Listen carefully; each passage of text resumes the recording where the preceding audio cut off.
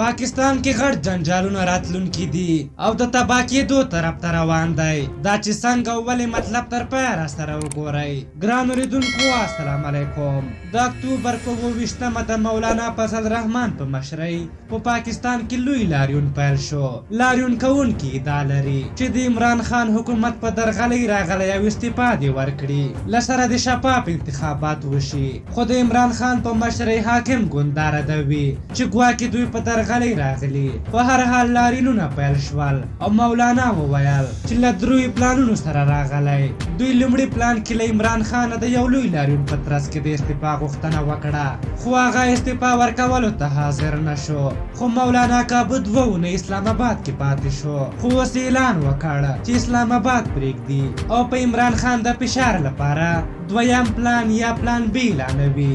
د مولانا دا پلان هیواد کې تاوتریخوالی جوړوی شي، ځکه مولانا ویلي چې د هیواد ټولې لویې لارې تړي. له دې سره ښایي حکومت عکس العمل وښیي او دغه سوله ییز لاریونونه په تاوتریخوالي بدل شي.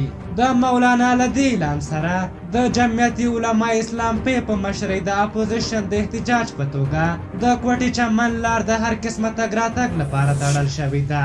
دغه راز د لاریون کوونکو لخوا به نورې لارې هم وتړل شي چې دا به د پاکستان په لویدلي اقتصاد لا تاثیر واچوي. په پاکستان باندې نړیوال فشارونه، له هند سره د کشمیر مسله او له افغانستان سره خرابې اړیکې او بل د ولسمشر غني لخوا منظم پلانونه او ځوابونه او بله یوه لویه مسله هغه چې دوی یوازې څو میاشتې وخت لري تر څو د FATF لخوا ورکړل شوی لیست مکمل کړي، که نه پاکستان به په تور لیست کې شامل شي چې دا به بیا پاکستان بیخي خراب کړي.